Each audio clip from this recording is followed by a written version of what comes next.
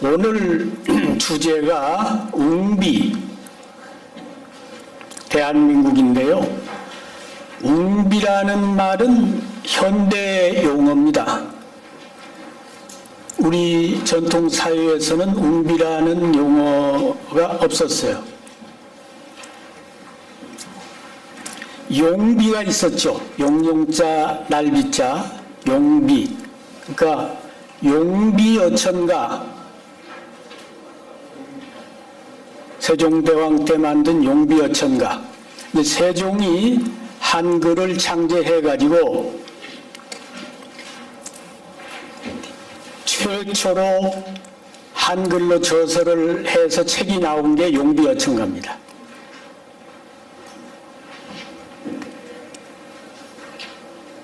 그게 이제 민족의 발전 과정을 보면 이제 저 원시 시대, 상고 시대에는 왕족 시대에서 그 뒤에 호족 시대, 그리고 그 뒤에 귀족 시대, 그리고 그 뒤에 고려 때 무인 정권, 그리고 다시 조선조 때 사대부, 그리고 사림, 대부는 요즘 표현으로 하면은 장관입니다. 사대부에서 사림, 사림은 선비죠. 꼭 관직이 없어도 그 권위와 이런 학문적인 실력을 가지고 사회에 주도적인 역할을 하는 것입니다. 지금은 사림이 주인이 되던 시대에서 민이 주인이 되는 민주주의 시대가 됐습니다. 그러니까 옛날에는 용비지만 용은 왕을 상징하는 겁니다. 요새는 민이 주인이니까 민비 시대야. 웅비라는 현대적인 용어를 만들어서 씁니다만 현대사회는 민이 주인인 시대니까 민이 하늘을 나르는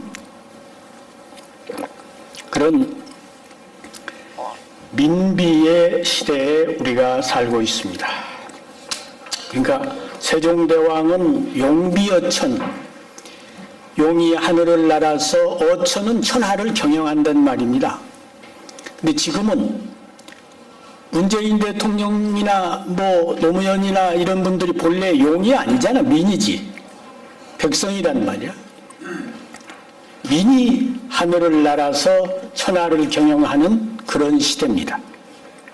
그렇기 때문에 민비라는 용어를 우리가 오늘 하나 새로 만들고 갑니다.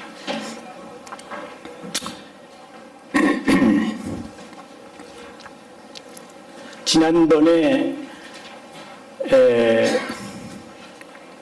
한국은 대륙을 지배한 위대한 나라였다고 하는 내용을 제가 강의를 했습니다. 그거에 이어서 그렇게 위대한 대륙을 지배한 나라가 오늘날 왜 이 한반도라고 하는 좁은 땅덩어리에서 그것도 또 분단 국가로 이렇게 추락을 하게 되었는가? 거기에 대해서 진단을 하고 또 나름대로 그 대안을 제시해 볼까 합니다. 물론 정치, 경제, 사회 각 분야에서 진단이 가능하겠습니다만 저는 역사에서, 제가 역사를 하는 역사학자니까 역사에서 답을 찾아보겠습니다.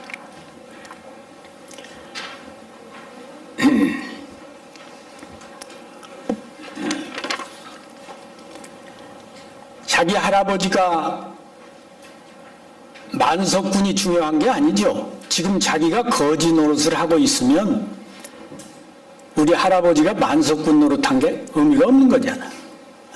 지가 남의 집 종노릇 하면서 아 우리 할아버지가 정승이었다고 그래봐야 의미가 없단 말이에요.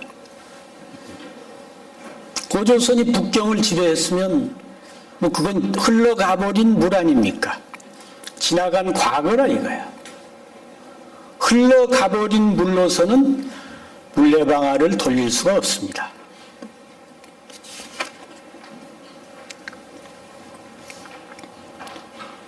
그래서 왜 그런 위대한 역사를 가진 민족이 오늘날 초라한 민족으로 전락되었는가, 그것을 설명을 하려고 합니다. 그런데 이 인간에게 있어서 인생을 중요하는 이 인생에서 그 인생의 미래, 흥망성쇠 이런 것을 좌우하는 것은 저는 그 사람이 가지고 있는 의식이라든지 관념이라든지 이런 것이 결정적인 요소로 작용을 한다고 봅니다. 그러니까 인간이 어떤 행위를 하는 것은 속에 그런 관념을 가지고 있기 때문에 그것이 행동으로 나타나는 겁니다. 그럼 그 사람이 그런 관념을 갖는 것은 그 사람이 평소에 어떤 생각을 하느냐, 사유에 따라서 관념이 형성되는 거예요.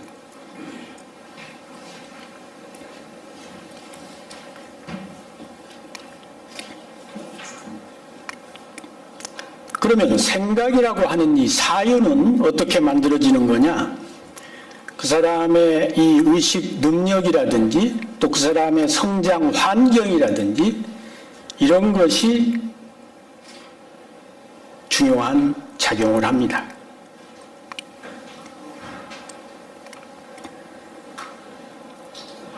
그러니까 인간의 의식과 환경이 사유를 결정하고 사유가 관념을 결정하고 관념이 행위를 결정하는 것입니다. 누구나 나이를 먹는 것은 피할 수 없잖아요. 세상에 나오면. 다만 나이를 먹는 것이 늙어가는 것이라고 아주 한탄스럽게 생각하는 사람하고 좋은 포도주처럼 익어가는 것이다 이렇게 생각하는 사람하고 노년의 삶이 다르죠. 그 어떤 생각을 가지고 사느냐에 따라서 삶이 달라진다는 겁니다.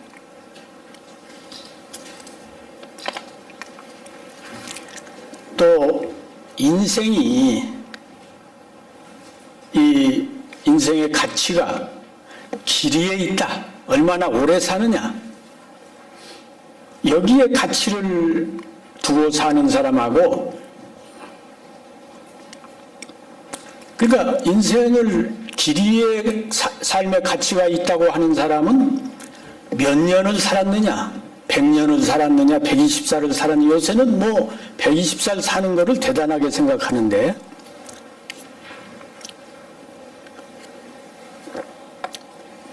사람은 오래 사는 것도 중요하지만 바르고 향기롭게 이렇게 살아야 한다고 생각하는 사람은 얼마나 길게 살았느냐보다 얼마나 훌륭하게 살았느냐가 더 중요한 것이죠.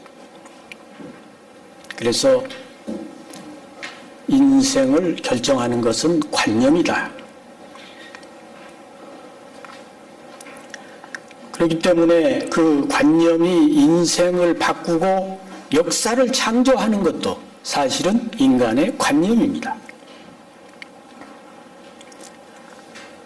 가령 그 한나라를 세운 유방이 진시황이 폭정을 하니까 반기를 들고 이제 진시황에 대항을 하기로 반기를 들고 일어나서 친구들하고 같이 밤에 길을 가는데 앞에 큰 뱀이 한 마리가 아주 떡 버티고 있는 겁니다. 그 다른 사람들이 그거 저 큰 뱀을 죽이면 안 되니까 피해가자고. 근데 유방은 대장부가 큰 일을 도모하고 앞길을 가는데 저런 잡된 물건이 앞을 가리면 그 되느냐. 그래서 칼을 뽑아가지고 두 동강이를 내버렸어. 그러니까 거기서 뱀이 앞길을 가로막으니까 아, 내가 이거 잘못하다가는 괜히 진시황 군대에게 붙잡혀서 헛되이 목숨만 허비할 것이다 이렇게 생각하고 포기해버렸으면 오늘의 유방의 한나라는 없는 것이죠. 근데 저런 뱀이 어떻게 대장부가 가는 길을 가로막느냐. 그리고 그것을 과감하게 떨쳐나가는 이것이 그 사람의 평소의 의식이고 관념입니다.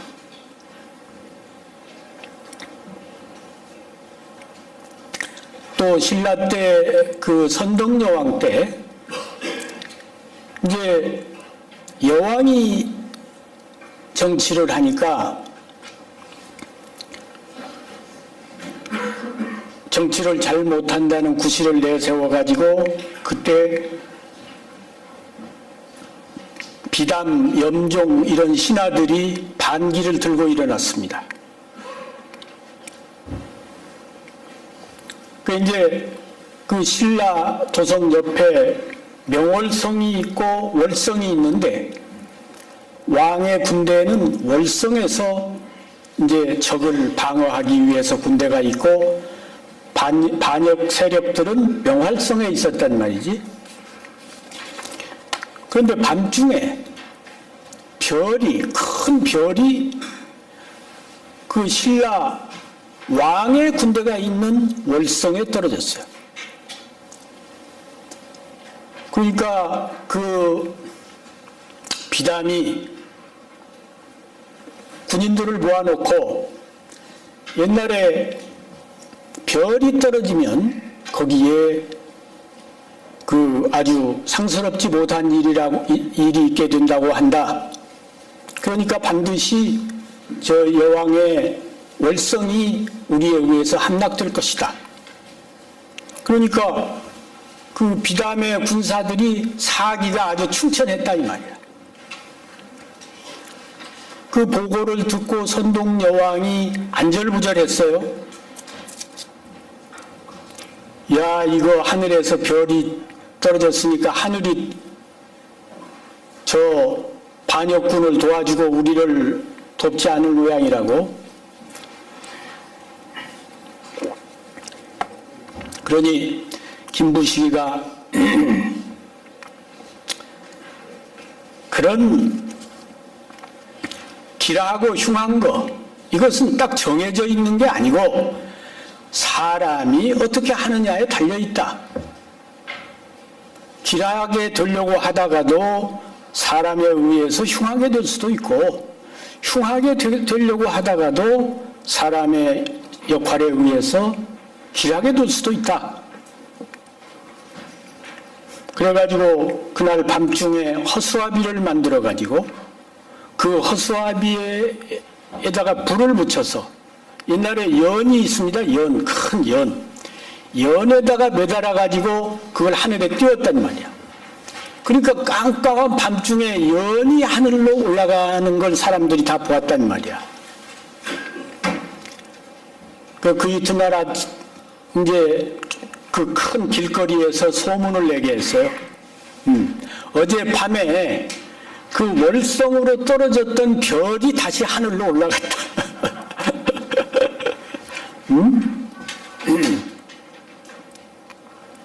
그게 소문이 나니까 그 명월성에 있던 적군들이 다시 또 사기가 막 내려가는 거예요. 아, 이거 우리가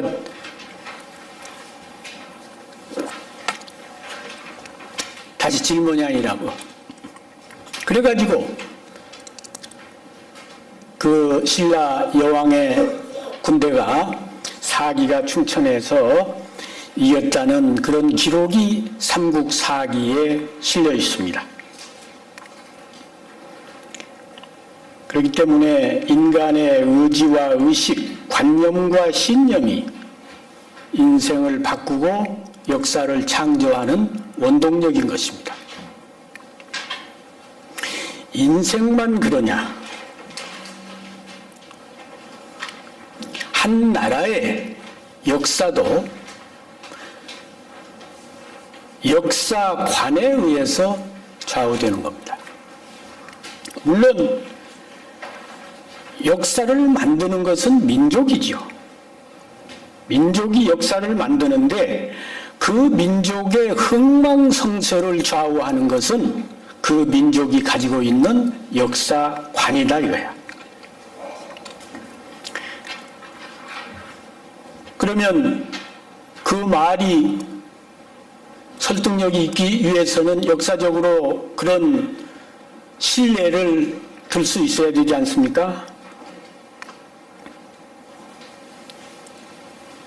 지난 역사를 통해서 살펴보면 통합적, 진취적, 자주적 역사관을 가질 민족은 흥했고 자학적이고 분열적이고 퇴행적인 역사관을 지닌 민족은 망하였습니다. 그러한 신뢰를 사마천과 김부식, 사마천은 중국을 대표하는 역사가고 김부식은 한국을 대표하는 역사가입니다. 이 김부식과 사마천의 경우를 예로 들어서 살펴보기로 하겠습니다. 여러분들 그 지금 준비된 원고를 보시면서 제 이야기를 들으십시오. 제가 그걸 이제 요약하면서 설명을 하겠습니다. 사마천의 역사관. 사마천이라는 사람이 사기를 썼는데 사마천 사기. 그 사마천 사기는 사마천이 2000년 전 사람이니까 사마천이 한무제 시대에 태어났습니다. 그러니까 자기가 태어난 한무제 시대로부터 그 한족의 시조로 말해지는 황제, 소위 말하면 공손 헌원시, 그 기간이 한 3000년 됩니다.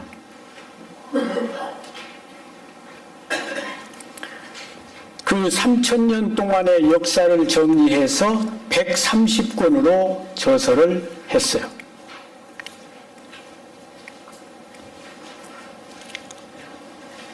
그런데 이제 사마천 이전의 역사책들은 서경이나 산해경이나 춘추나 춘추좌전이나 이런 책들은 그냥 사건을 나열한다든지 날짜별로 쓴다든지 이렇게 역사를 기술했는데 사마천이라고 한 사람이 최초로 황제는 본기, 황제 밑에 제후는 세가, 그리고 그 밑에 귀족들은 열전, 이렇게 해서 본기, 세가, 열전 이런 식으로 해서 역사책을 아주 체계적으로 저술했습니다. 그래서 그것을 기전체라 그러는 거예요. 본기, 열전. 그러니까 최초로 그러한 방식으로 역사를 쓴 사람이 사마천이에요. 그래서 삼국사기 역시 사마천의 그 방법에 의해서 기전체로 쓴 거예요. 고구려 본기, 신라 본기, 그리고 김유신 열전, 을지문덕 열전 이런 식으로 한 게 사마천의 그 기전체를 따라서 그렇게 쓴 겁니다. 그러면 이 사마천이 가지고 있던 역사관, 이것은 첫째, 민족 자존의 역사관입니다. 여기서 사마천이 말하는 민족이라고 하는 것은 한족을 말하는 겁니다. 사마천이 태어난 시기가 유방이 세운 한나라 시기고 그 한나라 중에서도 한무제 때입니다. 그래서 중국에 여러 민족들이 있지만 이 한족이 가장 위대한 민족이다. 그러한 역사관을 가지고 사기를 썼습니다. 사실 중국의 시조 황제라고 하는 사람은 그 기록의 사기 세근이라는 책에 의하면 황제 생어 수구 장어 희수라 그랬어요. 황제가 태어나기는 수구 땅에서 태어났고 희수에서 성장을 했다. 수구는 지금 산동성 곡부 옆에 지금도 수구가 있습니다. 그곳에 수구에 가보니까 송나라 때 황제의 비를 국가에서 탄생지라고 거기에다 기념비를 세워놨어요. 그런데 황제의 능은 지금 저 섬서성 황릉현에가 있습니다. 그러니까 태어나기는 산동성에서 태어났는데 황제의 무덤은 저 서쪽 섬서성에 가서 지금 능이 있습니다. 그러니까 그 황릉현 부근에 희수라고 하는 물이 옛날엔 희수인데 지금은 유수, 유하로 이름이 바뀌었습니다. 그래서 이제 동이족 가문에서 태어났는데 저 서쪽 황토고원 그쪽에 가서 기초를 닦아가지고 성공을 한 사람이야. 그러니까 어떻게 보면 동이족의 작은 집이라고 할 수가 있습니다. 동이족 큰 집에서 한 가지가 저 서쪽 황토고원이 있는 그 지역에 가가지고 나름대로 그 기반을 잡아서 새로운 하나의 세력을 형성했단 말이야. 그런데 유방이라는 사람이 어떤 사람이냐? 유방은 태어나기는 강소성에서 태어났습니다. 강소성은 중국에서 동쪽에 해당하지요. 절강성이 월나라고 강소성이 옛날로 말하면 오나라 지역입니다. 중국에서. 강소성에 태어났으니까 역시 그 부모나 조상을 따진다면 동이족 땅에서 태어났는데 유방이 가서 기반을 닦고 국가를 세우고 이것은 황제가 활동하던 그 지역에 가서 터전을 닦고 나라를 세웠습니다. 그러니까 황제가 희수, 그 섬서성 희수 지역에 가서 발전했는데 유방이 역시 그 지역 한중이라는데 지명이 한나라 한자 가운데 중자 한중이라는 데 가서 기반을 닦아가지고 거기서 이제 나중에 한왕조를 세우게 됩니다. 그 지역 한중이 거기서 유방이 기초를 닦았기 때문에 나중에 왕조를 세울 때 나라 이름을 한이라 한 거예요. 그러니까 어떻게 보면 황제하고 유방하고 혈연적으로 보면 전혀 관계가 없습니다. 피는 한 방울도 섞이지 않았다 이거야. 그런데 지역적으로 황제가 활동했던 데 가서 유방이 활동을 했고,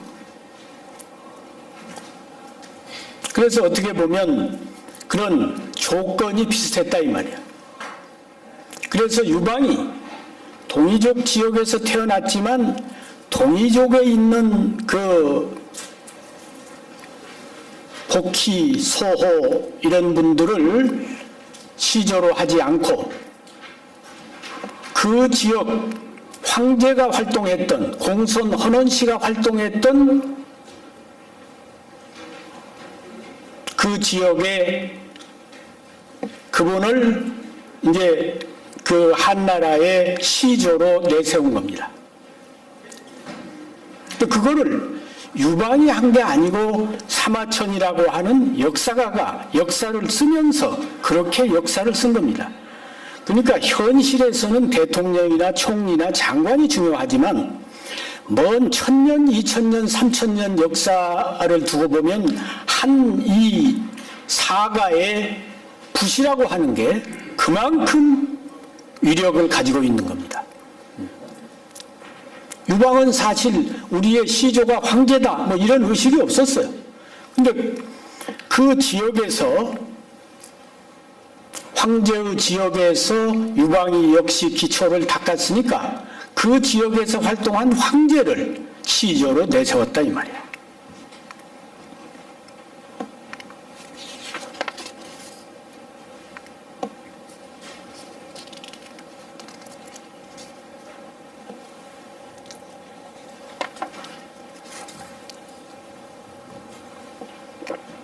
그런데 그러니까 사마천이 사기를 쓰기 이전에 3000년 동안에 어떻게 보면 유방에서 한무제까지는 100년이 다 안 됩니다. 한족의 역사는. 그 3000년 동안에 동이족이 지배한 기간이 더 많죠. 그렇죠? 동이족의 위대한 영웅이 더 많다 이거야. 근데 3000년 동안의 역사를 정리하면서 한나라를 황제에 갖다 대면서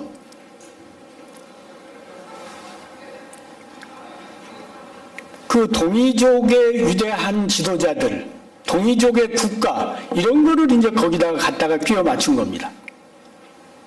예를 들어서 사마천 사기 첫 장에 오제 본기라 해가지고 이제 황제, 전욱, 제곡, 제요, 제순 이 5분을 제왕으로 거기다 기록하고 그 다음에 이제 하은주 3대를 기록하고 그 다음에 진시황 그 다음에 유방이 진나라를 엎고 세운 겁니다. 그런데 그 하은주의 하나라는 물론 화하족의 화하족이라고 할 때 하자가 하나라를 말하는 겁니다. 화하족의 화는 중화를 말하고 화하족의 하는 운임금이 세운 하나라를 말하는 겁니다. 그러니까 하나라는 한족의 그 뿌리로 될 수 있죠. 그러나 은나라 이건 동이국가라고 하는 것은 여러 자료가 증명을 하는 겁니다. 또 이제 그 섬서성에서 출발했던 주나라는 그 문왕, 무왕, 주공분들이 다 황제하고 성이 같은 희창, 희발, 희단, 황제의 자손이라고 말할 수가 있죠. 그리고 요순할 때의 그 연임금, 연임금은 북쪽 이적의 사람이다. 그런 말을 태평환욱기에도 했고 또 순임금은 동이지인이라고 맹자에도 말을 했습니다. 그래서 사마천은 사기를 쓰면서 전부 화하족의 조상으로 갖다 넣었다 이거야.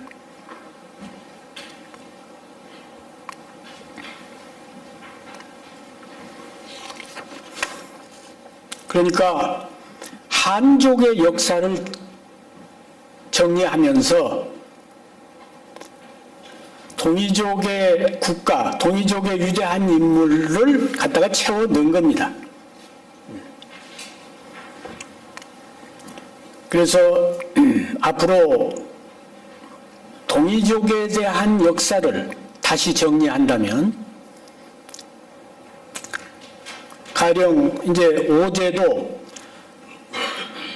황제, 전욱, 제곡, 제요, 제순 하는 이렇게 계통을 대는 학설이 있는가 하면 황제가 오제의 첫 출발이 아니고 소호, 전욱, 제곡, 제요, 제순 그래서 소호가 오제의 첫 출발이다. 이렇게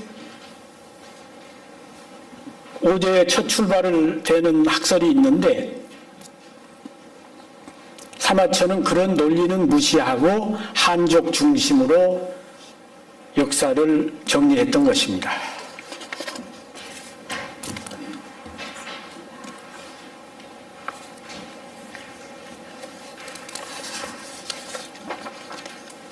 그리고 사마천의 역사관에서 또 하나 우리가 눈여겨볼 점은 민족 통합의 역사관입니다.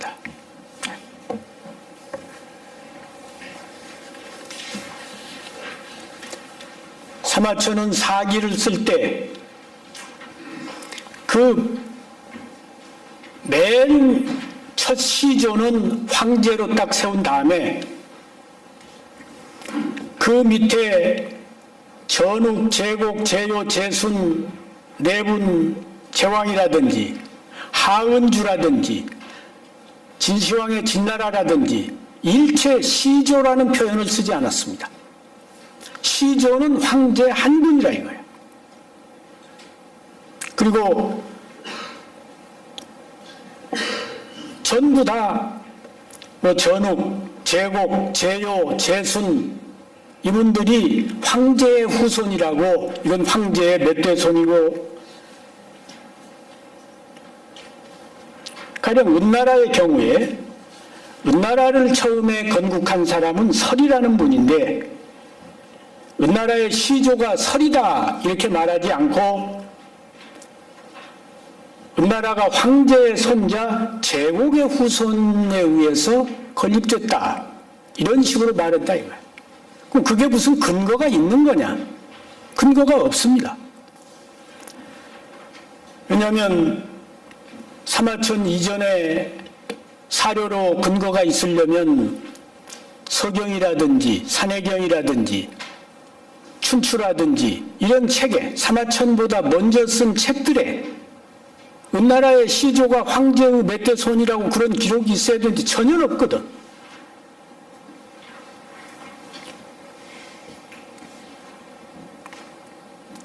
어쨌든 이 황제를 정점에 세우고 한족을 거기에다 연결시킨 다음에 그 나머지는 전부 시조라는 표현을 쓰지 않았어요.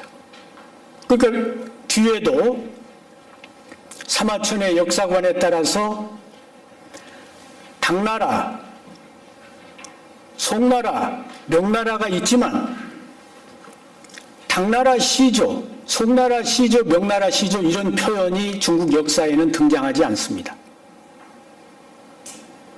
한나라도 유방을 한고조라 그러지 시조란 표현이 없어요. 당나라도 당고조라 그러지 당시조라는 표현을 안 쓴다 이거예요.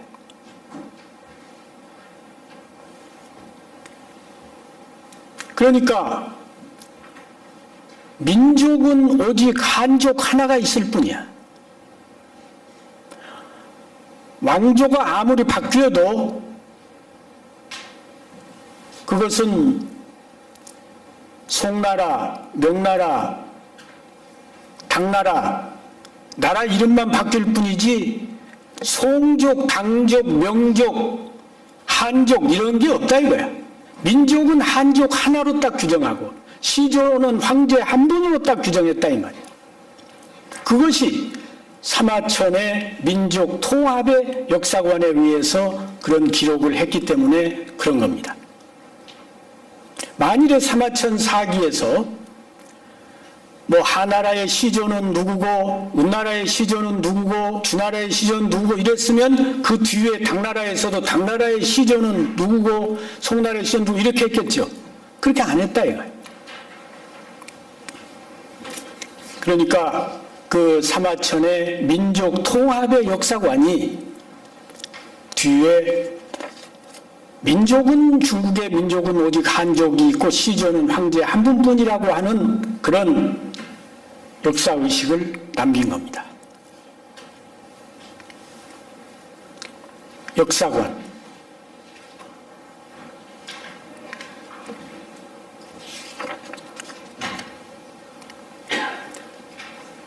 그러니까 이 분명히 동이족과 한족이 있는데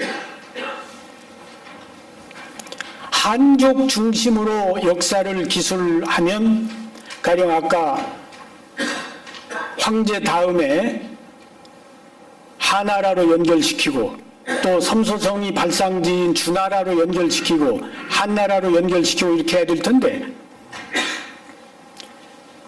거기에 동이족의 국가들을 전부 동이족의 민족들을 전부 한족 아류로 자기 역사에 포함시켰단 말이죠.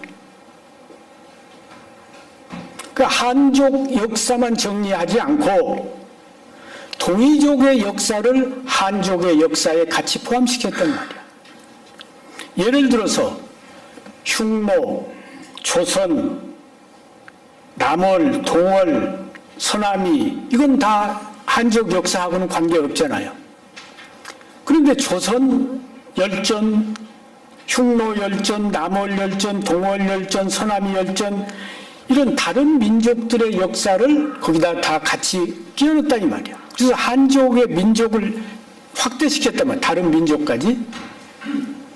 단 그런 다른 민족을 한족과 동격으로 취급한 게 아니고 가령 한족의 황제들은 본기에 쓰고 한족의 제후국가들은 세가에 쓰고 한족의 귀족들은 열전에 쓰는데 그 동이족 국가의 흉노족은 사실은 한나라하고 그 국력을 같이 겨루던 그런 큰 나라인데 그걸 갖다가 열전에 한족의 귀족하고 동격으로 취급해가지고 거기다 써놓는다 이거예요.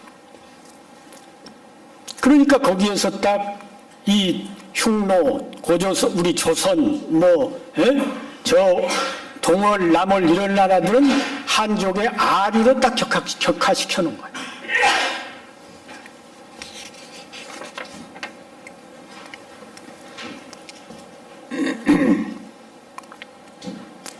그 사마천의 역사관은 그 기록을 통해서 보면 민족 자존의 역사관.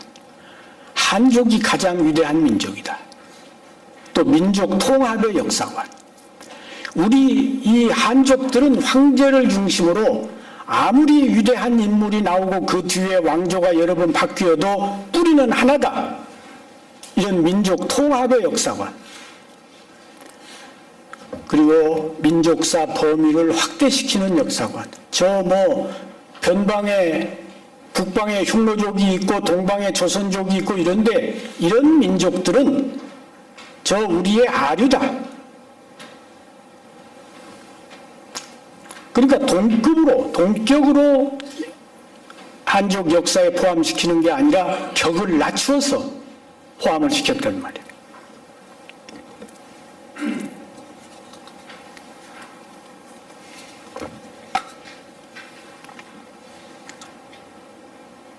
그 김부식의 역사관은 어떠냐?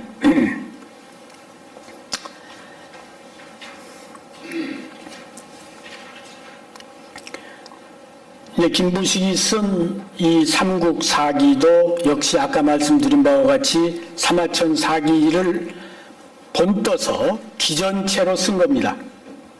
그런데 김부식 사기 이전에 가령 이게 다 삼국사기에 나오는 내용인데 백제에서는 375년 근초고왕 30년에 박사 고흥이 서기를 편찬했다. 백제 서기를 편찬했다. 그런 기록이 나옵니다. 신라에서는 545년 진흥왕 6년에 거칠부가 신라 국사를 편찬했다.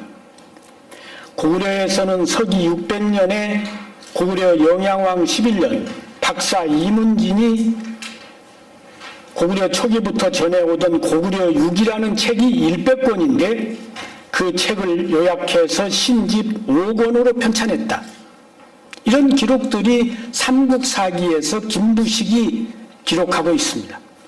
이걸 본다면 삼국사기 이전에 우리나라에 백제 서기, 고구려 6이, 신라 국사 이런 책들이 다 있었던 거죠. 그런데 지금은 이런 책들은 다 전하지 않고 삼국사기가 우리나라에서 가장 오래된 역사책이고, 그것도 삼국유사가, 이제 삼국유사와 삼국사기가 같은 상고시대의 역사책입니다만, 삼국유사는 일연이라고 하는 스님이 쓴 책이기 때문에 국가의 정사가 아닙니다. 국가의 정사는 이제 삼국사기가 국가의 정사인 거죠. 그러니까 이 삼국사기가 그 이후에 이 우리 민족의 역사관에 지대한 영향을 미쳤다고 봐야 됩니다.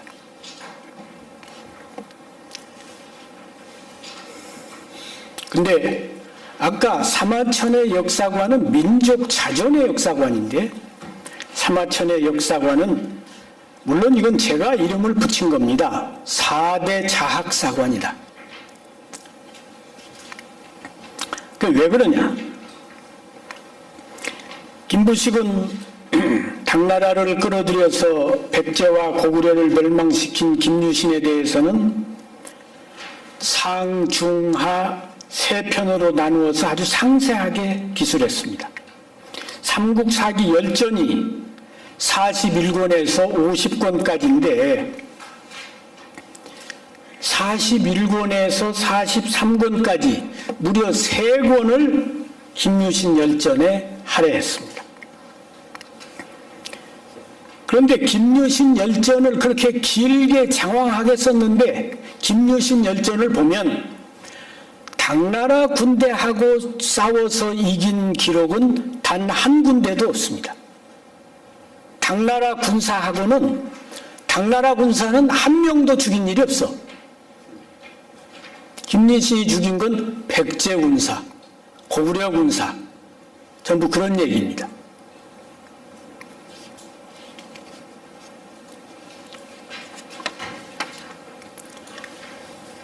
그런데 그런 동족 상잔의 선봉에 섰던 김유식에 대해서 김부식은 3권에 걸쳐서 기록을 하면서 찬사를 아끼지 않고 있습니다. 그러면 다른 분도 그렇게 기록을 해야 되잖아. 고구려의 을지문덕 장군, 얼마나 위대한 장군입니까? 수나라의 그 35만을 뛰어난 전략을 가지고 수장을 시킨 을지문덕 장군은 단 한 장으로 썼습니다. 그리고 또 안시성주, 양만춘, 안시성주가 양만춘이라고 하는 것이 지금 2018년에 한국 사람들도 안시성주, 양만춘을 알고 있잖아요. 그런데 삼국사기에는 양만춘이라는 이름 자체도 나오질 않습니다. 양만춘 열전을 쓰질 않았어요.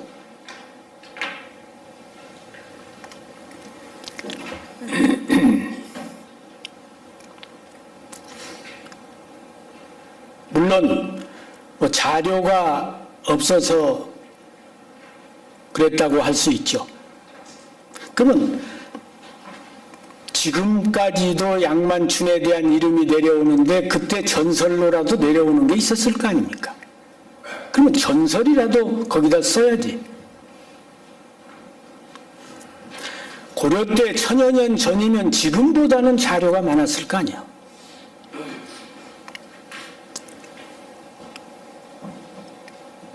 그리고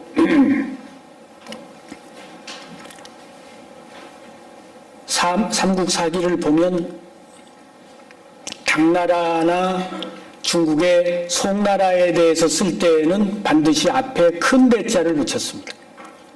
대당, 대송, 그러니까 위대한 당나라, 위대한 송나라.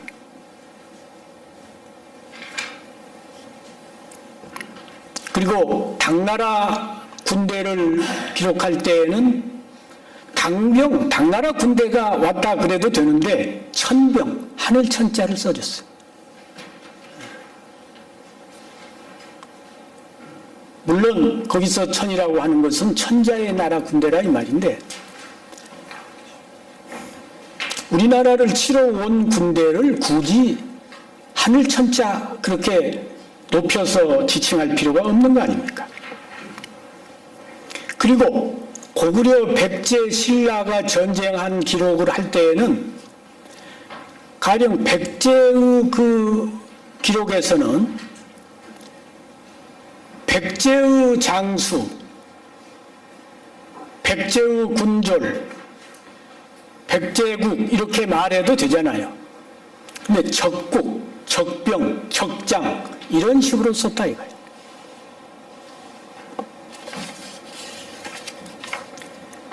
그러니까 이 민족에 대한 애정, 우리 이 삼국시대에 비록 그 불행하게 동족 상잔을 했지만 그것을 붓으로라도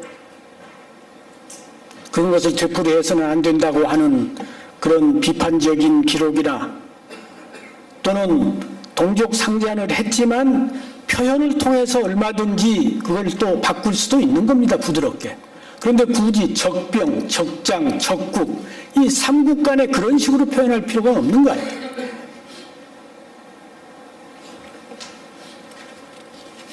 그러니까 삼국사기를 읽다 보면 이게 한족이 우리 한민족을 이 역사를 말살시키기 위해서 기록한 것인지 우리의 사가가 우리 역사를 기록한 것인지 이게 참 구분이 잘 안 갈 때가 많습니다. 그리고 아까 사마천은 황제 이외에는 다른 어떤 황제에 대해서도 시조라는 표현을 쓰지 않았다 그랬지. 전부 그 자손으로 연결시켰다 그랬죠. 근데 신라 그 김부식의 삼국사기는 신라 시조 혁거세, 고구려 시조 주몽, 백제 시조 원조 전부 시조라는 표현을 썼습니다. 아니 그러니까 시조가 각기 다르다면 이게 민족이 다른 것처럼 되잖아. 그러니까 백제족, 고구려족, 신라족이란 말이 나오는 게 그런 역사관이 사실은 기반이 되어 있는 거예요. 중국은 한족, 당족, 명족, 송족 이런 표현 안 쓰잖아. 한족 하나만 쓴다 이거예요.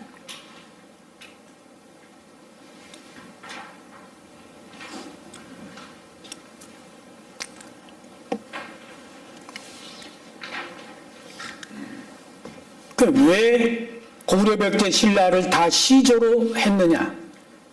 삼국사기에는 단군조선에 대한 기록을 빼버렸습니다. 삼국사기 첫 장이 신라본기야. 신라본기를 쓰면서 시조 박혁거세라고 쓴 거예요. 그러니까 박혁거세가 우리나라의 첫 시조가 되어 있는 거예요.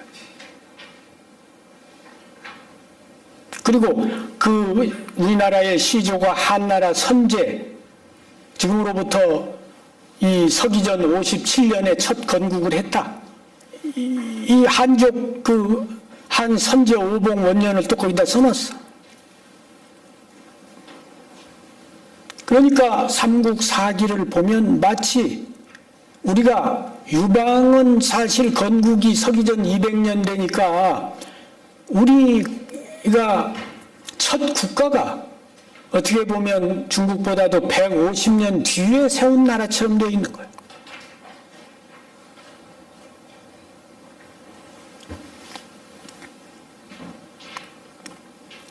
그리고 이 신라 본기를 쓰고 나서 신라가 왕이 56왕 992년 동안의 역사입니다. 그 역사를 쭉 정리하고 나서 거기에 이제 사신이 총평을 해요. 그 저자의 논평이죠. 신라사에 대한 총평. 거기에 어떤 말을 지금 김부식이 하고 있느냐면, 김부식이 살았던 시대는 고려 때니까, 고려 때 중국은 송나라가 있었잖아요. 송나라의 사신으로 자기가 갔었다 이거예요. 사신으로 갔는데 이제 거기 그 숙소 옆에 이제 어느 사당에 들어갔는데 거기에 이렇게 선녀가 이 영정이 딱 모셔져 있는데 말이지. 그 안내를 하는 중국 학사 왕보라는 사람이 이 여인이 당신네 나라 시조를 낳은 어머니다. 응? 그런데 그걸 아느냐? 그러면서 옛날에 중국에 어떤 황제가 있었는데 그 딸이 시집도 안 가고 임신을 해가지고 사생아를 가졌다 이 말이야. 그러니까 중국에 있으면은 이게 아주 창피한 일이 되잖아. 그러니까 동쪽으로 진안 땅에 가가지고 아들을 낳았는데 그분이 바로 이 해동의 첫 임금이 됐고 그 자손들이 퍼져서 이 고구려 신라 백제가 됐다. 그런 이야기를 했다 이거야. 근데 김부식의 이 사론 외에는 한국과 중국의 모든 역사를 뒤져봐도 이런 기록이 나오는 건 없습니다. 김부식 사기 사론에 나오는 거예요. 그러면 이 마치 말하면 지금 한국의 고려의 사신이 갔으니까 이 가이드가 지금 설명을 하는 거 아니야. 그럼 가이드라는 사람이 무슨 책을 자료를 갖다 놓고 하는 얘기도 아니고 그냥 길거리 돌아다니는 이야기일 수도 있고 지가 뭐 적당히 이 고려 사람들 기죽이기 위해서 한 이야기일 수도 있는 거 아니야. 그러면 그런 이야기는 한쪽 귀로 듣고 한쪽 귀로 흘려버려야지 그걸 가슴에 담아두고 있다가 정사를 기록하면서 거기다가 써놨다 이거야. 해동 시주, 해동의 첫 주인이라 이 말이야.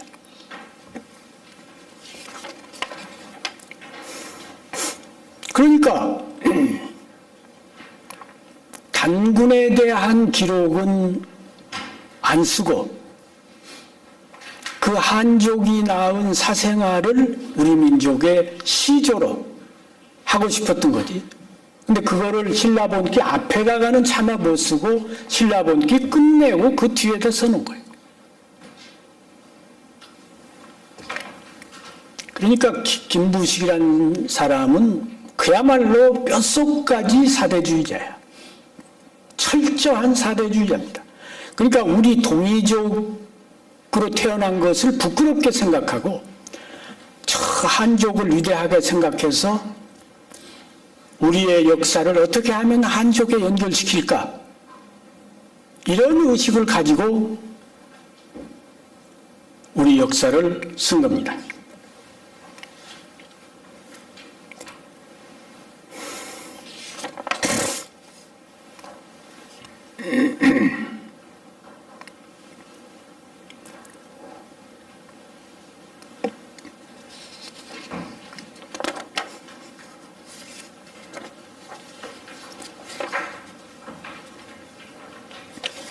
그리고 이제 신라사에 대한 총평에서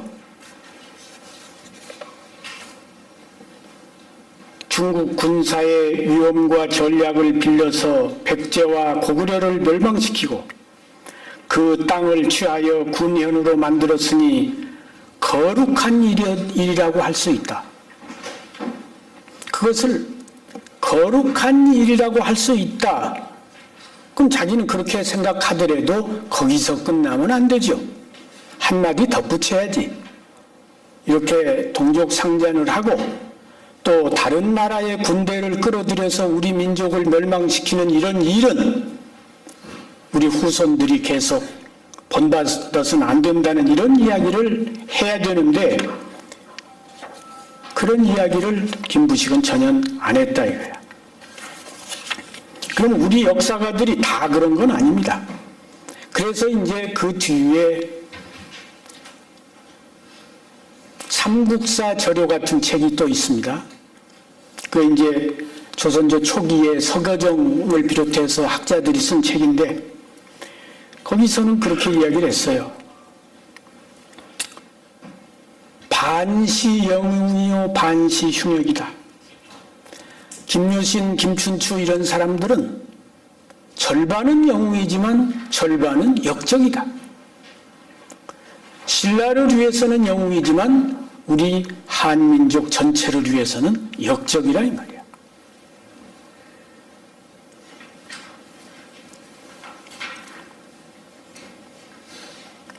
그리고 이 김부식이 얼마나 철저한 사대주의자였는가 하는 것은 동이족이라고 할 때의 이자가 있습니다. 이 이자를 지금 오랑캐 이라고 하는 것이 그거는 명나라 때부터 시작된 겁니다.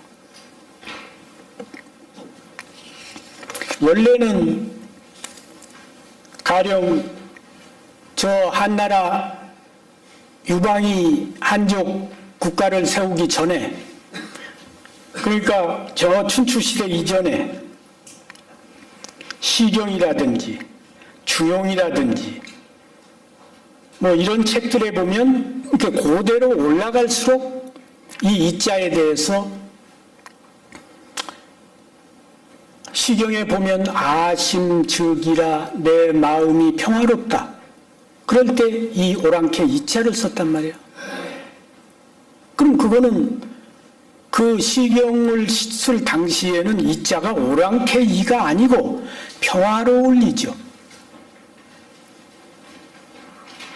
또 강복 공이라 복을 매우 크게 내렸다. 큰대, 위대할 대자하고 같은 의미로 썼습니다. 또 맹자에도 보면 민지병이라는 말이 있어.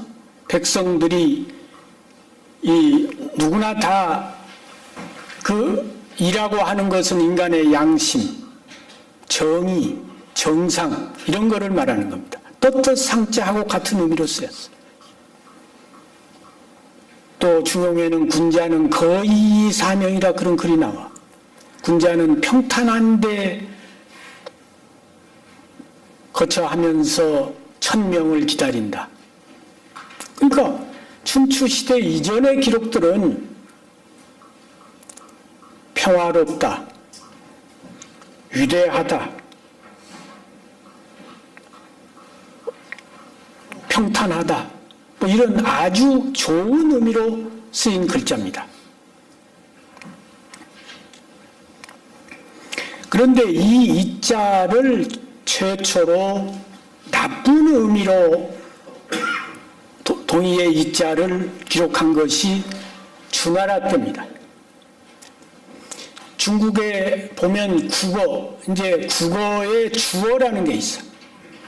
주어라고 하는 것은 주나라의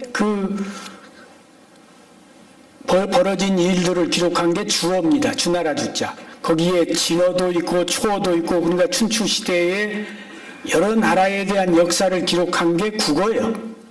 거기에 주어가 있어. 그 주어는 바로 아까 황제의 후손인 서주의 역사를 기록한 게 주어입니다. 그러니까 그 황제 세력이, 저 서방 세력이 정권을 잡으면서 동쪽에 있는 동이족의 이자를 거기에는 죽일 이로 썼습니다. 저놈들은 죽여야 될 놈들이다. 멸망할 리, 멸망시켜야 될 놈들이다. 이렇게 해서 멸망할 리, 죽일 리, 그런 의미로 썼다 이거야.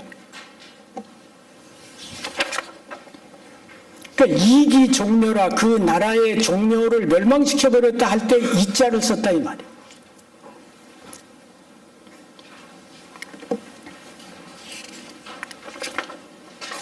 그러니까 한족들이 뒤에 정권을 잡으면서 이제 동이족을 폄하하는 의미로 썼고, 그게 명나라에 오면서 오랑캐라고 아주 극도로 비하하는 의미로 쓰게 된 겁니다.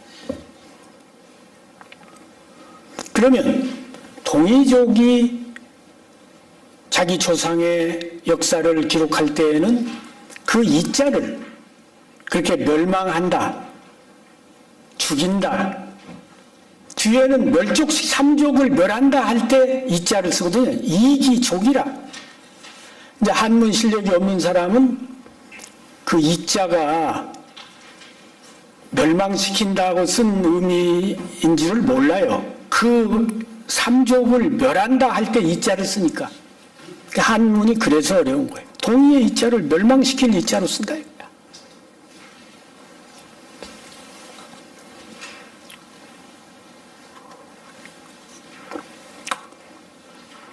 그러면 김부식이 삼국사기를 쓰면서는 자기 조상이 동이족인데 한족들이 멸망시키기 위해서 이라고 한 그런 표현을 자꾸 거기에 쓰면 안 되죠.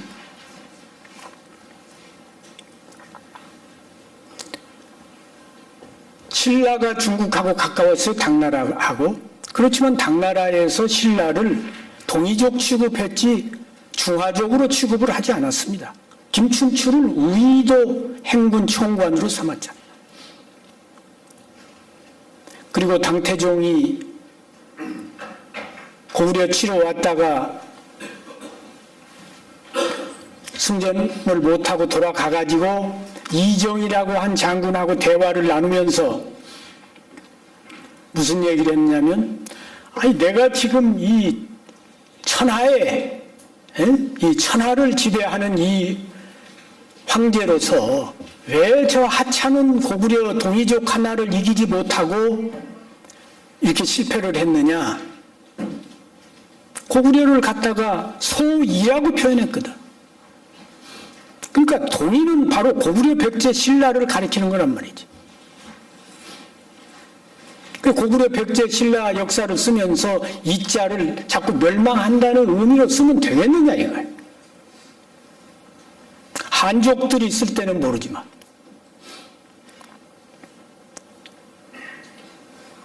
가령 중국에 5호 16국 시대가 있습니다. 그거는 이제 유방이 한나라를 세워가지고 한무제 같은 영웅이 나와서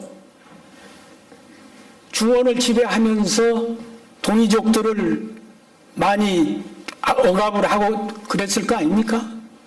한족이 가장 위대하고 동이족은 거기에 이제 아류로 생각했으니까. 5호 16국 시대라고 하는 것은 한나라가 멸망하고 그 뒤에가 삼국시대 지나서 벌어진 게 5호 16국 시대입니다. 그러니까 한족의 입장에서 보면 5호 16국 시대예요. 호족들이 와가지고 중원을 어지럽힌 시대라 이 말이지. 그러나 동이족의 입장에서 보면 한족이 중원을 지배해가지고 수백 년 동안 억눌려 있다가 동이족들이 다시 중원으로 가서 고토를 회복한 시기지. 동이족의 입장에서 보면. 북위는 선비족 아닙니까? 북위가 정권을 잡았을 때 중원의 주인이 됐을 때는 처음에 한족들을 아주 억압을 했거든요. 왜냐하면 자기들이 당했으니까 한족들한테.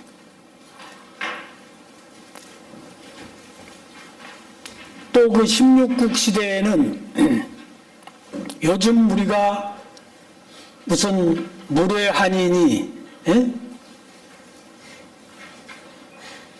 색한이니 이 그 무례한이라고 할 때 그 한자가 한족 한자입니다. 거기서는 노음 한자야. 그러니까 천민, 비천한 사람을 가리킬 때 한이라고 했어요. 16국 시대에는. 그러니까 동이족이 중원의 주인 노릇할 때에는 한족들을 아주 인도에서 불가촉 천민처럼 그렇게 하대를 했다 이 말이야.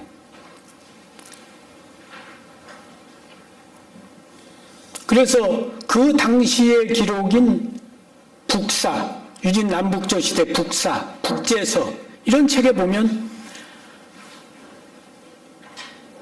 유방이 세운 한나라 그 나라 한자를 노마한으로 쓴 경우가 많아요. 그러니까 그 북제 황제가 이야기하면서 저 치한이라고 치한이라는 말 쓰잖아요. 그러니까 그 한을 그렇게 한족의 한을 나쁜 의미로 천한 의미로 쓴 게 유진 남북조 시대에 생긴 거야. 아니 그 5호 16국 시대.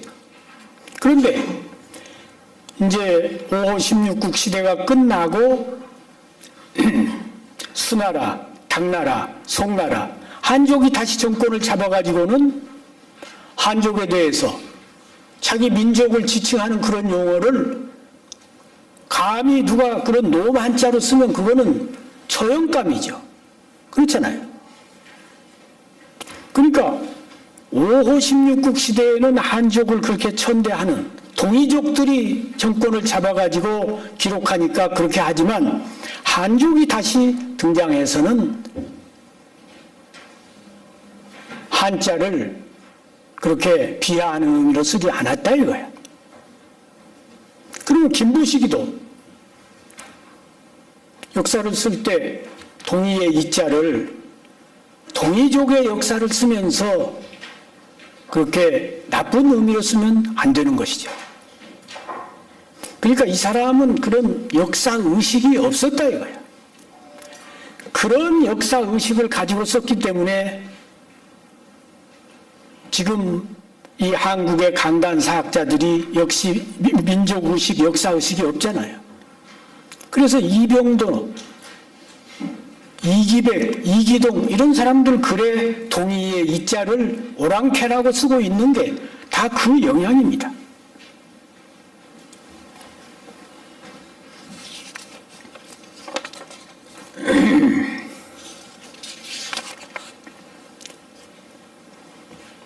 그리고 민족 분열사관.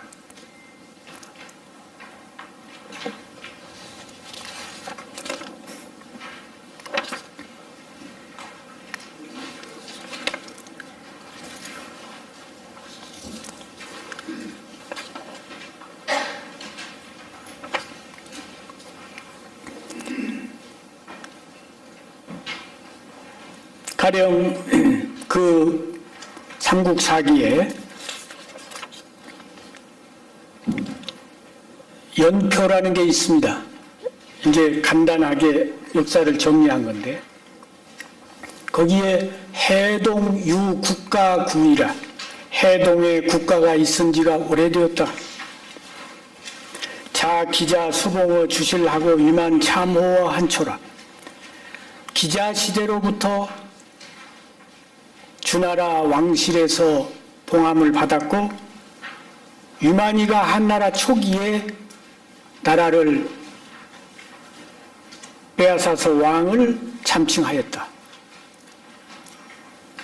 그러니까 해동유 국가구이라 기자조선 앞에 당군조선을 이야기하기가 싫으니까 해동유 국가구이라 해동에 국가가 있은 지 오래되었다 요 말로 대체해버린 거예요. 응? 거기다가 당군조선이 최초에 있었고 그 다음에 주나라 시기에 와서 기자가 봉함을 받았다. 왜 이렇게 안 쓰느냐 이거야.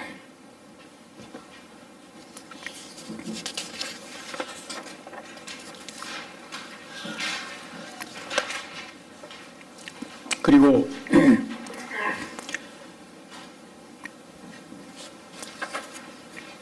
고구려 백제 신라를 전부 시조라고 기록해서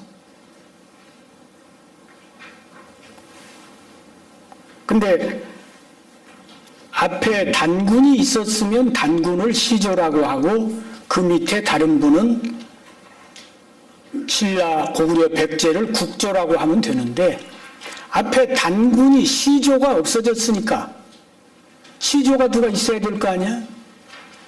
그래서 신라 시조, 고구려 시조, 백제 시조가 된 겁니다.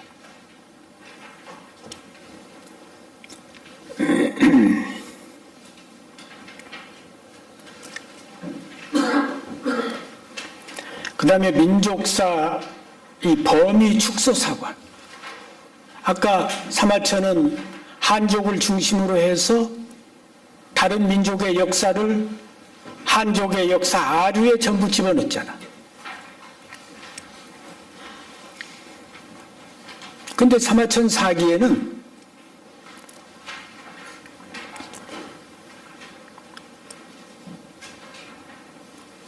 이 말갈, 여진 이런 민족들, 발해 이런 민족의 역사를 일체 언급을 안 했습니다. 그런데 삼국유사에는 이련이 말갈, 여진, 발해의 역사를 거기다가 썼거든요. 우리나라 삼국시대 역사를 정리하면서 말갈, 여진, 발해의 역사를 우리 민족사에 포함시켰다 이거예요.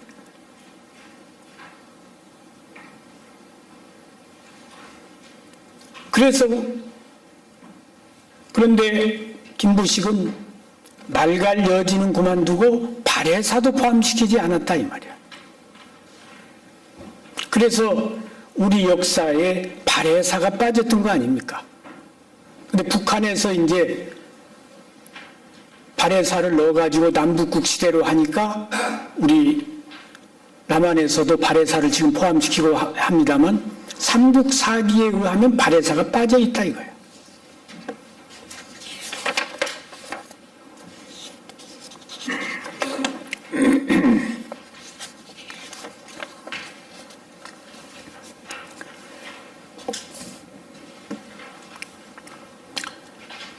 그래서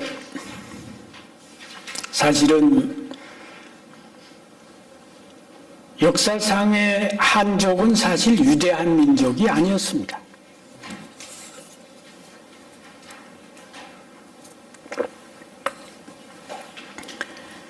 이 동북방, 중국 대륙을 놓고 보면 한족의 발상지 서쪽보다 발해 쪽의 동북방이 훨씬 살기가 좋은 데입니다.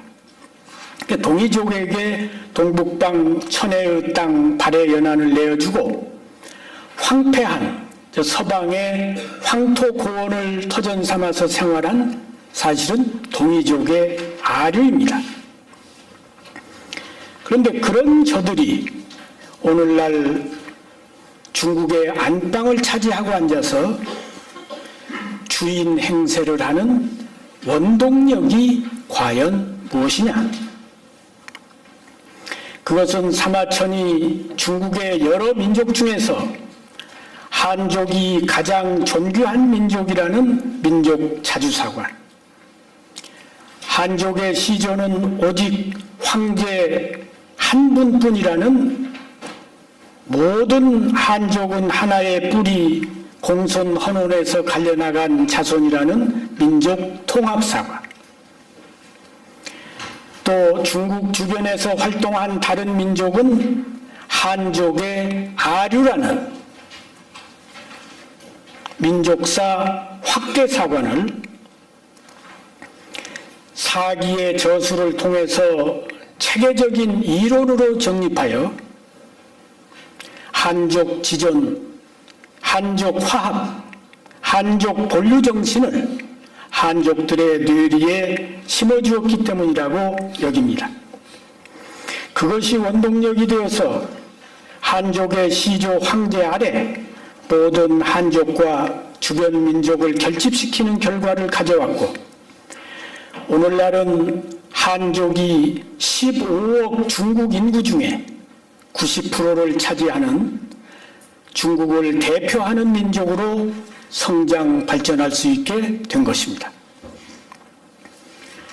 중국의 한족이 다민족 통일 국가를 지향하면서 오늘날 중국의 가장 위대한 민족으로 성장 발전하기까지는 사마천의 민족 자존, 민족 통합, 민족사 범위 확대의 역사관이 정신적 밑바탕이 되었다고 할 수 있는 것입니다. 그러나 김부식의 4대 자학, 민족 분열, 민족사 범위 축소 역사관은 대륙조선을 반도조선으로 추락시켰고 결국 멸망에 이르게 한 주범입니다.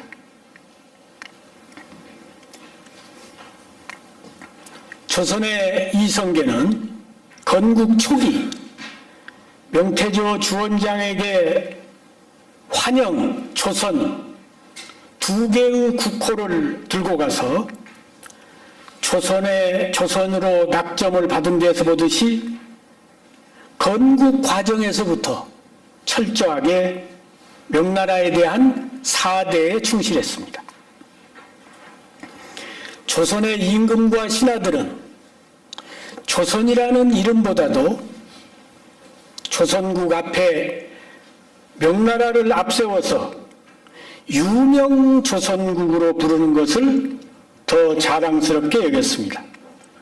그래서 조선 대대로 전해 내려오던 천제를 폐지했고 고려시대까지 써오던 독자적인 연호 또한 폐기하고 중국의 연호를 썼습니다.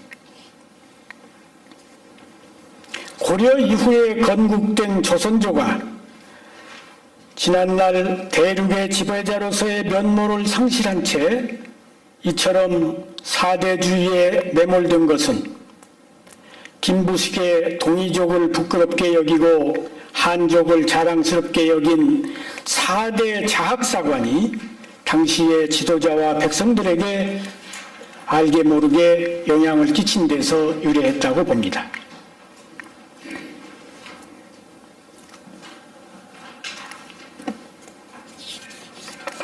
그리고 조선조에서는 민족 분열이 다른 왕조에 비해서 특히 심했습니다. 사색 당파가 형성되어서 민족의 분열이 극에 달한 시기였습니다.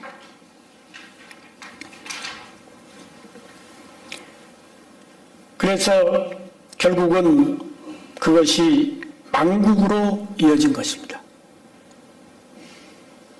여러분, 조선이 망할 때를 보면 결국은 이 사대주의가 극에 달해서 망한 겁니다. 사대주의의 폐단이 나라를 멸망시킨 겁니다. 그때 민비 또 대원군, 민비는 4대 당이라는 소리까지 들었잖아요. 철저하게 청나라의 그 외세에 의존해서 어떻게 연명을 해보려고 하는 그런 생각을 가지고 있었죠. 그러다가 또 일본에게 붙었다가 러시아에 붙었다가 왜 우리 민족의 문제를 우리 민족과 함께 해결하려고 하는 그런 의식이 없었느냐 이거야. 가령 그때 당시에 독립협회가 있었잖아요.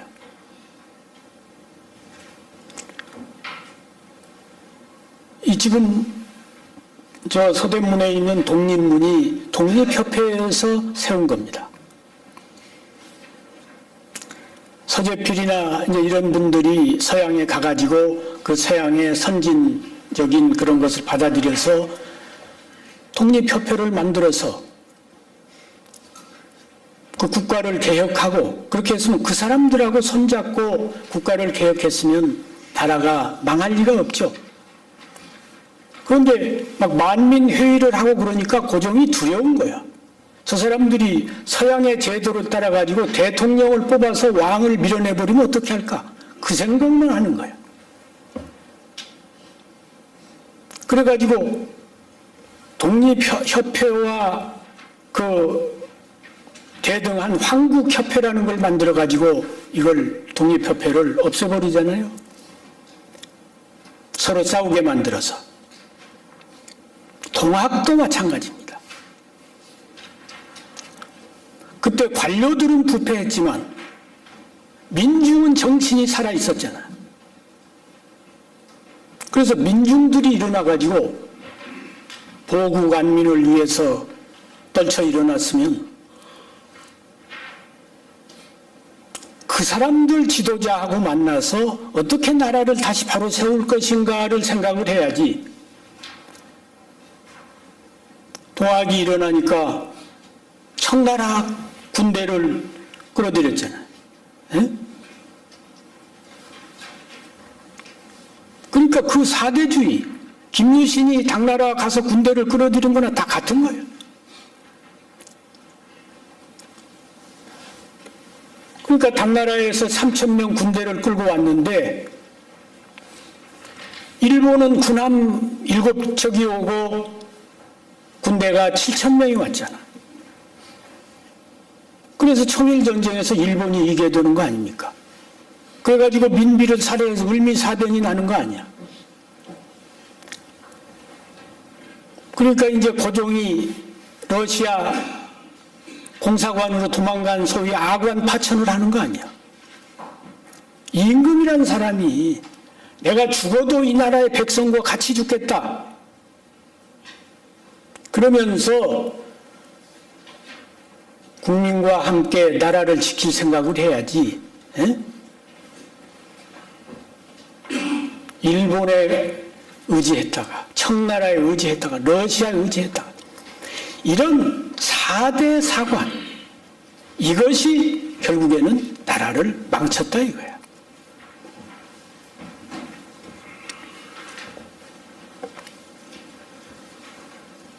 고종이라는 사람이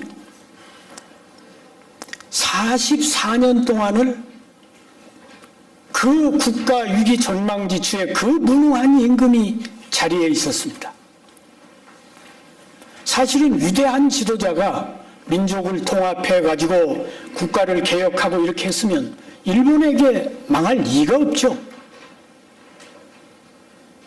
45년 동안에 무엇 못합니까? 지금은 중국은 20년 만에 지금 저렇게 국가 경제를 발전시켜가지고 세계적인 국가가 됐잖아요. 거지 나라에서. 우리도 그때 고종이 차라리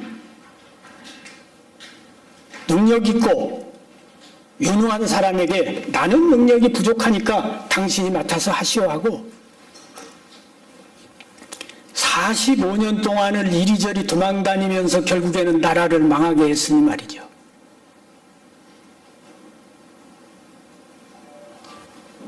그런데 그것이 사실은 뿌리로 올라가면 김부식의 그런 4대 사관이 원흉이라 이거야. 우리가 그것을 분명히 알아야 됩니다. 지금 2차 대전 이후에 우리가 산업화와 민주화를 동시에 이룩한 유일한 나라가 되었습니다. 경제적으로 세계적인 존경을 받고 있습니다. 그러나 한편 지역 간, 세대 간, 계층 간 이 갈등이 말이죠. 조선왕조 4색 당파 시절보다 더 심합니다.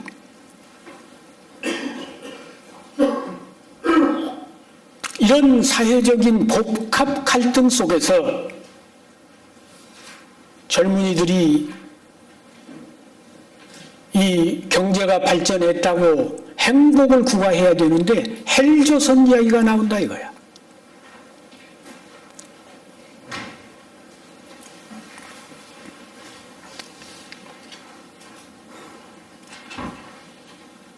동서 분열, 남북 분단, 그것도 모자라서 다시 또 촛불과 태극기로 찢어졌잖아요.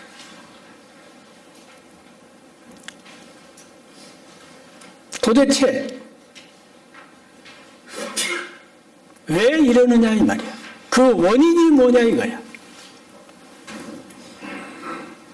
왜 우리는 화합하지 못하고 이렇게 복합 갈등 속에서 허우적거리고 있느냐 이 말이지. 그것이 바로 이 아까 김부식이의 그런 4대 자학사관, 민족분열사관, 민족사 범위 축소사관, 이것이 정리가 안 된 데다가 일제강점기 35년 동안에 그들은 그 삼국 사기를 오히려 그것도 인정을 안 하는 그런 판국 아닙니까? 예? 고구려 시조가 주몽이라고 하는데 또 신라 시조가 혁거사라고 하는데 백제 시조가 온조라고 하는데 그 시기는 국가도 아니고 백제의 정식 국가는 근초고왕 시대부터다. 고구려는 그 초기는 정식 국가가 아니고 고구려 태조부터다. 이런 식으로 초기 기록, 그러니까 한국사를 김부시가 너무 위대하게 썼다는 거야, 일본 식민사관은. 에? 그거보다도 훨씬 못난 민족인데 너무 칭찬해놨다 이 말이야. 에? 그게 일본의 식민사관. 삼국사기, 이게 우리 민족 자각한 의식을 가지고 보면 우리 역사를 망친 사관인데 일본 놈들은 그게 너무 찬란한 민족으로 미화시켜놨다 이거야. 응?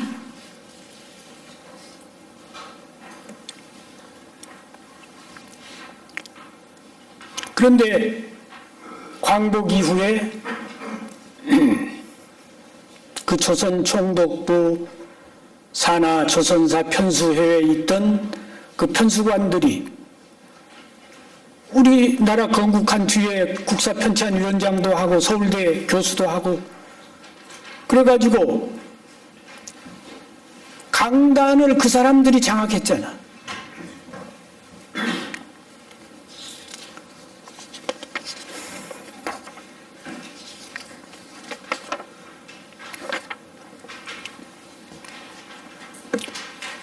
그러니까 지금 한국사 교과서에 단군은 신화로 가르치고 있습니다. 우리 민족의 시조가 아니야. 그러니까 중국의 한족처럼 13억 인구를 하나로 묶어주는 뿌리가 없다 이거야. 그리고 고구려, 백제, 신라가 시조가 각기 달라. 그리고 고구려, 백제, 신라가 동족 상잔한 이 시기가, 위만조선 빼버리면 이 시기가 우리의 출발점이 되지 않습니까? 기자조선, 위만조선 빼버리면.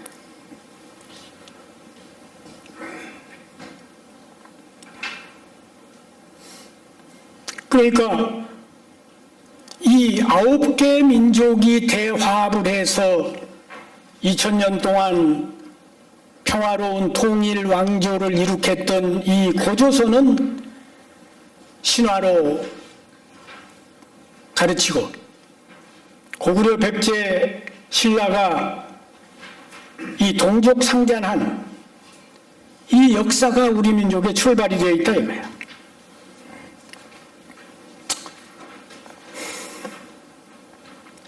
그래서 지금 문재인 정부가 적폐청산을 이야기하는데 적폐란 말 속에는 폐단이 어제 오늘의 일이 아니고 쌓여 있다는 그런 의미가 담겨 있는 겁니다. 그러니까 쌓인 적폐를 청산하지 않고 새로운 역사를 창조할 수가 없는 것은 당연하죠. 그런 점에서 나라다운 나라를 만들겠다고 하는 문재인 대통령이 적폐청산을 이야기하는 것은 잘못된 게 아닙니다. 맞는 말입니다. 그러나 우리가 사람이 병이 났을 때 병을 치료할 때 그 병이 어디서 왔는지 병 근을 찾아야 되잖아. 그러면 이 나라의 적폐가 그 뿌리가 어딘지 그 적폐의 뿌리를 찾아야 될 거 아닙니까? 저는 오늘날 한국 사회 적폐의 뿌리가 4대 식민사관이라고 봅니다.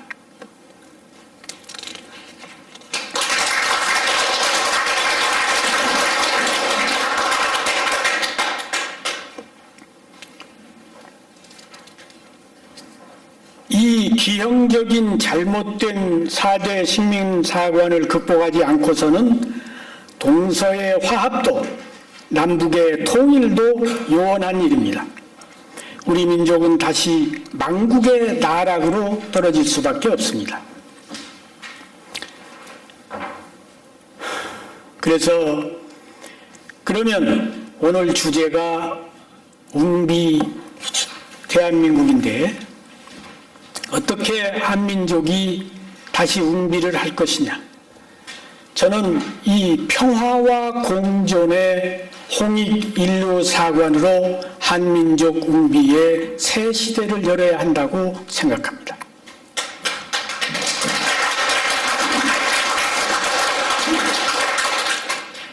중국의 중화사관, 이거는 한족을 높이고 주변의 다른 민족을 배척하는 편협한 민족주의 사관입니다. 일본의 황국사관은 침략을 정당화해서 인류의 평화를 저해하는 역사관입니다. 물론 김부식의 사대주의적 사관도 문제가 있지만 중국의 중화사관이나 일본의 황국사관도 바람직한 미래의 인류의 역사관은 될 수가 없다고 생각합니다.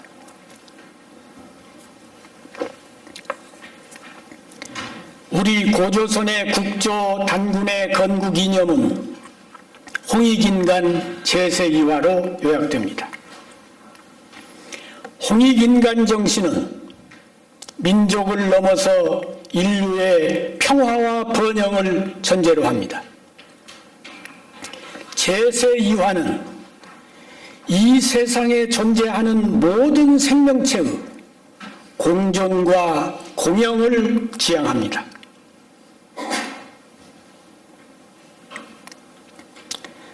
사대주의 매몰된 김부식 삼국사기에서 단군을 지워버림으로 인해서 그 후 우리는 이런 위대한 홍익인류 제세이화의 숭고한 정신을 잃어버리게 되었습니다. 일제강점기 식민 지배의 혈안이 되었던 저들은 단군과 고조선을 신화로 취급하고 김부식의 4대 사관을 고착화시켰습니다. 그러나 그동안 독버섯처럼 퍼져서 민족을 위협하던 4대 식민사학은 지금 점차 설 자리를 잃어가고 있습니다. 그리고 멸시와 냉대 속에서 웅크리고 있던 민족사학이 다시 기력을 회복하여 서서히 힘을 키워가고 있습니다. 한뿌리 사랑 세계 모임도 그러한 분위기를 반영하는 모임 중에 하나입니다. 이는 매우 고무적인 현상이 아닐 수 없습니다. 우리는 산업을 혁명해서 경제를 발전시켰고 정치를 혁명해서 민주화 시대를 열었습니다. 이제 역사를 혁명해서 한민족 웅비의 새 시대를 열어가야 할 시점에 와 있습니다. 4대 식민사관을 넘어서 평화와 공존의 홍익사관으로 한민족 웅비의 새 시대를 여는 것은 오늘 한민족이 당면한 시대적 과제이자 사명인 것입니다. 끝으로 한민족 웅비를 위해서 준비 사업으로 4가지를 제안하고자 합니다. 첫째,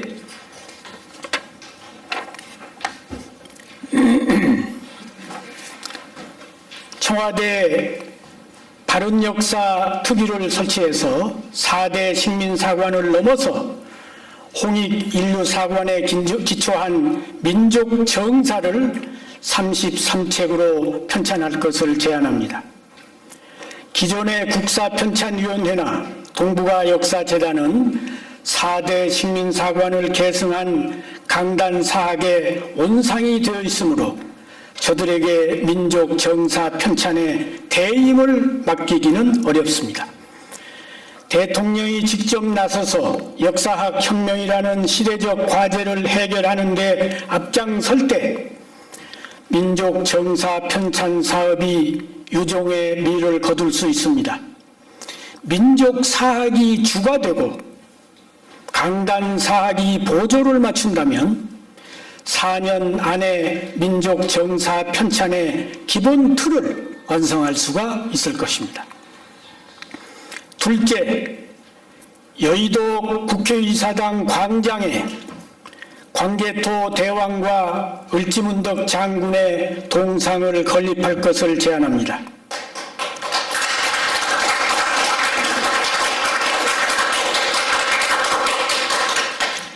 청와대 앞 광화문 광장에는 세종대왕과 충무공의 동상이 세워져 있습니다.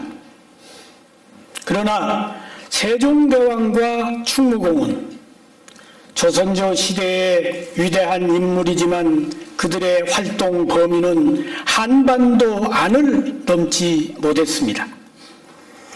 우리가 앞으로 한강의 기적을 넘어서 민족의 웅비를 꿈꾼다면 대륙을 지배했던 민족의 영웅들을 상기하고 가슴속에 되새겨야 합니다.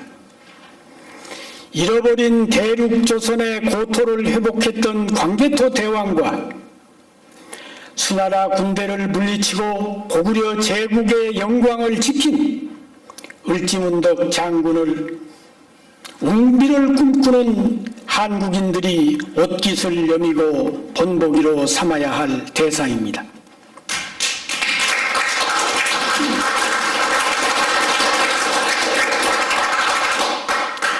지금부터 공사를 시작해서 내년 8.15 광복절쯤에 개막식을 거행하고 그 자리에 북한의 김정은도 불러서 함께 테이프를 자른다면 민족 화해를 위해 좋은 모양새가 될 것입니다.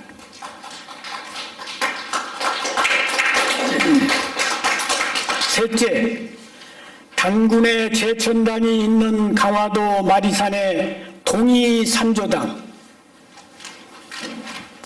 건립할 것을 제안합니다. 여기에 동이족의 시조 복희, 동이족의 영웅 치우, 고조선의 국조 단군 3조를 모시고 우리 8천만 한민족은 물론 중앙아시아, 유럽에 퍼져 있는 흉노, 선비, 거란, 발갈의 자손들, 몽골족, 묘족, 만주족 등 세계에 흩어져 있는 동이족의 자손들이 모두 와서 참배하는 성지로 삼는다면 우리 한민족이 다시 웅비하는데 디딤돌 역할을 하게 될 것입니다.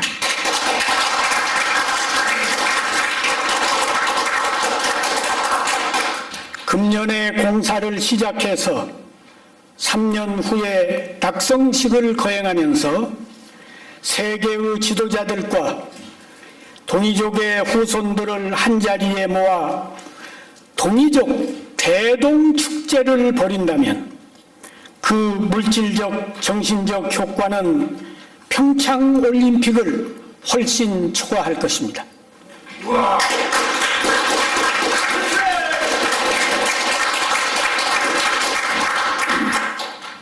넷째, 역사의식과 철학과 능력을 겸비한 세계적인 우수한 인재들을 초빙하기 위해 세종대왕 시대의 집현전과 같은 특별기구를 청와대 대통령 직속으로 세울 것을 제안합니다.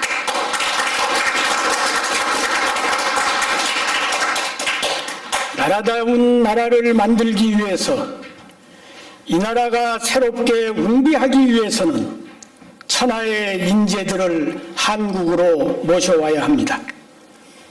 위안부를 청와대로 초청해서 국빈 대우할 게 아니라 이런 분들을 국빈 대우해서 국가 비전과 발전 전략을 수립해야 합니다.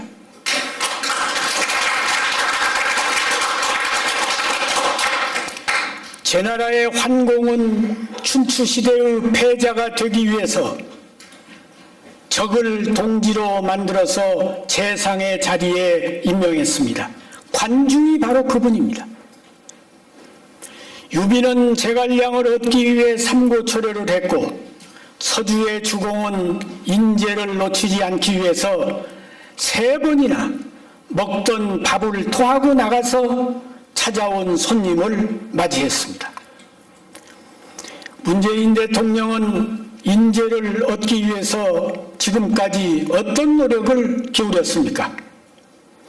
세계에서 한반도 안에서 남한 안에서도 좌파의 인맥으로 국정을 끌어가고 있는 것은 아닙니까? 이런 자세로 국정을 운영한다면 나라다운 나라를 만들겠다고 하는 것은 연목구호나 다를 바가 없는 것입니다.